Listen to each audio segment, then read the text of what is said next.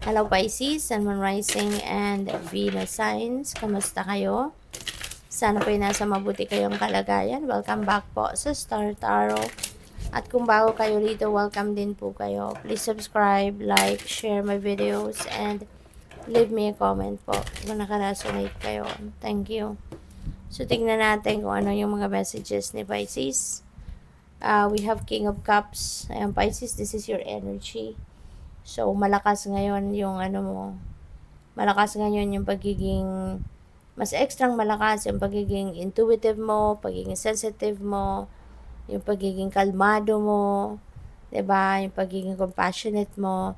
So, there may be people, no, will be coming towards you sa ngayon para humingi sa inyo ng advice, humingi sa inyo ng tulong, 'di ba? In any shape or form. Kasi ano ka very supportive ka, very helpful ka, very intuitive and sensitive, kaya napakagaling mo din na mag-advise. You are a person of wisdom.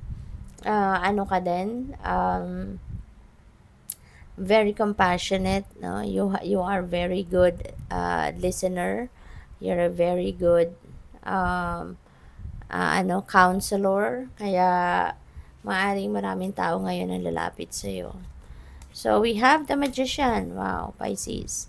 Nasa very strong manifestation energy ka sa ngayon. The power is in your hands to manifest, no? Whatever it is that you want to manifest in your life. Makapangyarihan ka sa ngayon. Gamitin mo yan to your advantage na masimulan mo nang gawin ang mga bagay na dapat mong gawin para makarating ka na doon sa dream mo, sa pangarap mo, sa goal mo, yung ganon. So, it's good na nare-recognize mo ngayon yung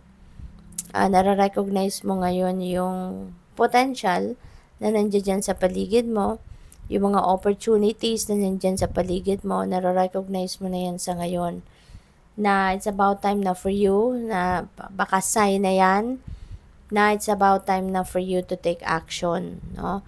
Kasi magagamit mo na. Kumbaga, yung mga oportunidad na nandiyan dyan, resources, magagamit mo na yan para makatulong sa iyo na makarating ka na doon sa pag-achieve, no, ng kung ano man ang pangarap or goal mo. Okay? Kaya good luck sa iyo.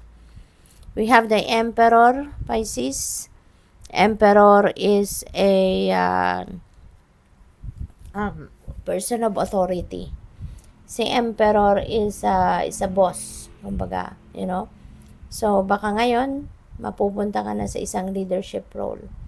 Baka ikaw ay magiging magiging manager na, magiging supervisor na, magiging boss na. Alright? So, probably then, Pisces, baka ngayon, mas marami ka ng perang makukuha, mas marami ka ng take-home pay, you know, kaya mas makakapag-establish ka na din siguro ng inyong kapirahang aspeto.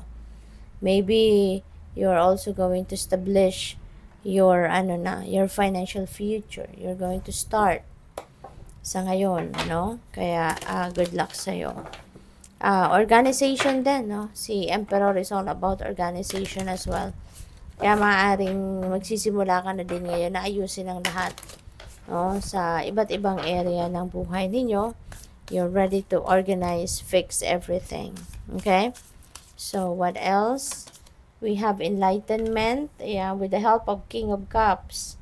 You know, siguro, baka kayo din ang magkakaroon ng parang consultation din siguro to someone. A counselor, a mentor, a teacher, mga ganon. And maybe, may enlighten ka din. Or, maybe, since malakas ngayon, no, extrang malakas ang inyong radar, mas malakas ngayon yung inyong intuition. So, siguro then, mapipick up mo kung ano yung mensahe sa iyo ng universe, no? And you will be enlightened. You will be illuminated, no? So, what else? We have blessings. You are so blessed. Maraming biyaya ang pwedeng dumating dito. Iba't iba yan. Pwedeng sa lahat ng areas of life, magkakaroon kayo ng blessings. You know? So, iba-iba yan. But you are, regardless, no, kung ano man yan, Siksik-liglig, umaapaw siguro dito ang biyayang paparating. Financial, material, diba? Enlightenment, that's a huge blessing. And wisdom. See? Speaking of wisdom, hindi lang si King of Cups. Dito, yung person of wisdom, kayo din. This is reminding you na you are a person of wisdom. Marami ka na din naman alam sa buhay. Marami ka na napagdaanan sa buhay. So, gamitin mo yung wisdom na yan. Apply it in your life. Kung ano man ang mga dapat na pagdesisyonan mo, gamitin mo yung inyong wisdom. I-apply mo yan sa inyong sitwasyon. Okay? So, what else? We have illumination. Ayan. So, may enlightenment, may illumination. So, definitely, you are going to be, makakaroon na kayo ng linaw talaga sa sitwasyon na naguguluhan kayo. So, this is really beautiful kasi makakapagsimula ka ng mag-move forward sa buhay mo, makasisimula ka ng magdesisyon, makapagdesisyon kasi malinaw na sa inyong isipan ang mga bagay-bagay. Diba? So, good luck. Thank you for watching Love and Light. Namaste.